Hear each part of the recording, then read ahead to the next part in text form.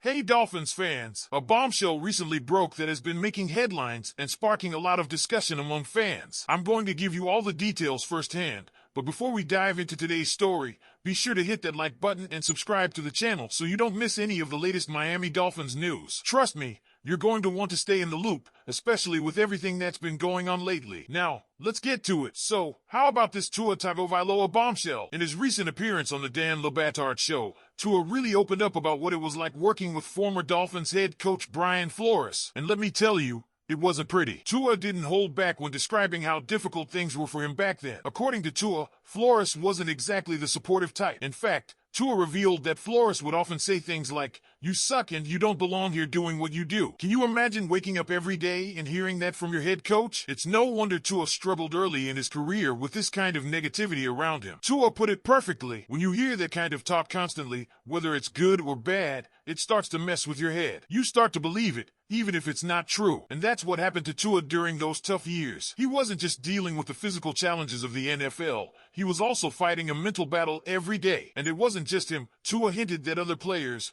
like Austin Jackson, who also joined the Dolphins in 2020, were dealing with the same toxic coaching style. Now, let's be clear. There's a difference between tough love and being outright cruel. Tua's story suggests that Flores' approach leaned more toward the latter. Sure, coaches like Bill Parcells could get away with being tough because they had Super Bowl rings to back it up. But Flores, despite his years under Bill Belichick, he hasn't had the same level of success to justify it being so harsh, especially with a young quarterback still finding his place in the league. But here's the silver lining. Tua has clearly blossomed under Mike McDaniel. McDaniel not only believes in Tua, but he's also built a system that plays to Tua's strengths. The difference is night and day. And it's obvious that Tua is thriving on and off the field with this new coaching staff. It's no wonder the Dolphins were willing to invest a lot of money in him, $212.4 million to be exact. They believe in him, and it's paying off. And for those wondering if we'll see a Tua versus Flores matchup anytime soon, unfortunately, the Vikings, where Flores is now the defensive coordinator, aren't on the Dolphins' schedule this year. But mark your calendars for 2026,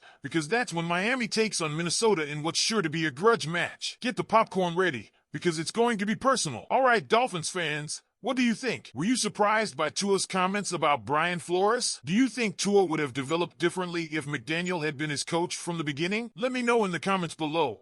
I'm really curious to hear what you guys think about this. So, let's talk about Eric Ezukanma. This guy's story is one that every football fan loves to hear, a story of resilience, determination, and hunger to make it in the NFL. Ezukanma's journey has been anything but easy. After being drafted in the 4th round by the Dolphins in 2022, his career was quickly overshadowed by a neck injury that dated back to his college days at Texas Tech. That injury kept him out for the entire 2023-24 season, and with the Dolphins' wide receiver room stacked with talent, it seemed like he might just fade into the background. But let me tell you, that's not what happened. Ezukanma came into training camp this year with something to prove, and he's been nothing short of impressive. Despite only having 25 yards receiving in the regular season his rookie year, this guy hasn't lost his drive. In fact, he's doubled down, making it impossible for the coaching staff and us to ignore him. Head coach Mike McDaniel has made it clear that Ezukanma is far from forgotten. In fact, after a standout training camp and stellar preseason performance, he's in the spotlight more than ever. McDaniel was full of praise, saying, "Eric had a great day yesterday. I think he was the fastest player on the GPS. I think the guys are excited to be a part of his journey, and we're definitely investing in him to see what comes out of it." And it's not just McDaniel who's noticed. Dolphins wide receivers coach and Super Bowl champion Wes Welker has also been full of praise for Ezukanma,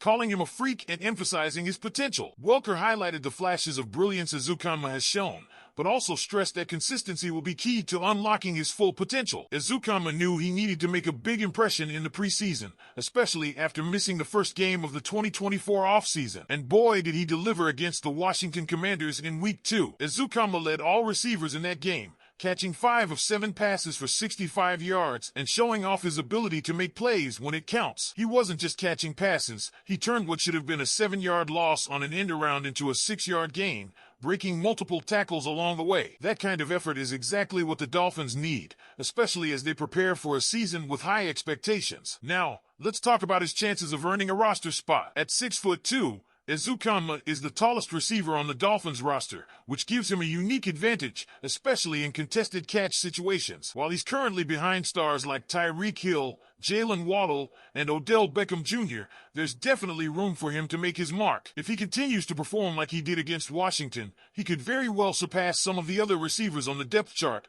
like Braxton Berrios or River Crocraft. So, Dolphins fans, what do you think? Does Eric Ezukanma have what it takes to earn a spot on the final roster? Do you think his size and athleticism give him the edge he needs? Or will the competition be too stiff? Let me know in the comments below. The backup quarterback situation for the Miami Dolphins is heating up as we get deeper into training camp. With Tua Tagovailoa firmly locked in as our starting quarterback, the real battle is for that all-important second-string spot. And let me tell you, it's a tight race between Mike White and Skylar Thompson. But could there be a twist? Could a familiar face from free agency shake things up even more? Stick around because we're diving deep into this one. Let's start with Skylar Thompson. He's been getting a lot of reps in camp, and he's making the most of them. Thompson, in his third year, has been showing some real poise, especially when he's rolling out of the pocket. Whether he's moving left or right, he's comfortable passing on the run, which is exactly what you want to see in a quarterback who might be called on at a moment's notice. During a walkthrough practice last week, it was interesting to note that Tua took almost all the reps in 11-on-11 drills,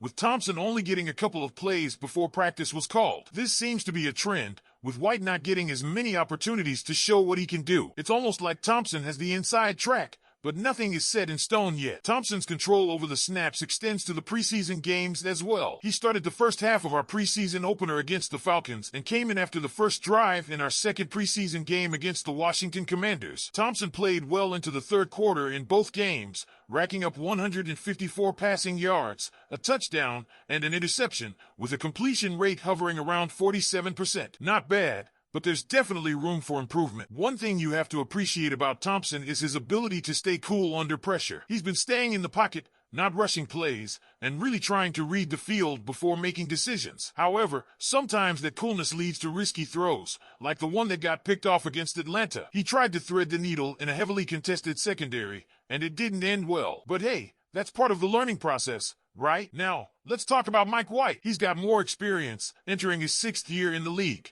and he's been solid, if not spectacular. White hasn't had as many reps in camp, but when he's gotten his chances, he's been pretty steady. In the past 2 preseason games, White has managed 142 passing yards with a 44.1% completion rate. Most of those yards came against Washington, where he threw for 116 yards. White's biggest strength has been his decision-making. He's been careful with the ball, no interceptions in camp or preseason so far. He's been relying on short passes, which has worked out well, especially when connecting with guys like Eric Ezukanma, who's been one of his favorite targets. But the downside? White's not really a mobile quarterback. He's been sacked a few times in joint practices and preseason games because he just doesn't scramble much. That lack of mobility could be a problem, especially if the pocket collapses and he can't get out of trouble. Coach Mike McDaniel has been trying to balance the reps between these two quarterbacks, but it's clear that he's leaning towards Thompson, at least in terms of giving him more opportunities. But McDaniel has been pretty transparent about this being a progressive process. He's not in a rush to make a decision, and he's letting these guys compete for the job. We have been very intentional with our opportunities that we've given Skylar, McDaniel said recently. I think he's made some plays, had some stuff that he knows he can get better at, and then you're trying to make sure that you can try to balance out the competition with some opportunities for Mike White. But I think that it's progressive. I'm not great to throw people off the scent. It's really a true belief that I have. You don't try to determine how things are going to play out. You let people take control, so I'm really curious to hear your thoughts. Drop your comments below and let's get the conversation going. And before you go, don't forget to like this video and subscribe to the channel for more Dolphins content. We've got a lot more coming your way as we get closer to the season. Thanks for watching, and as always, fins up.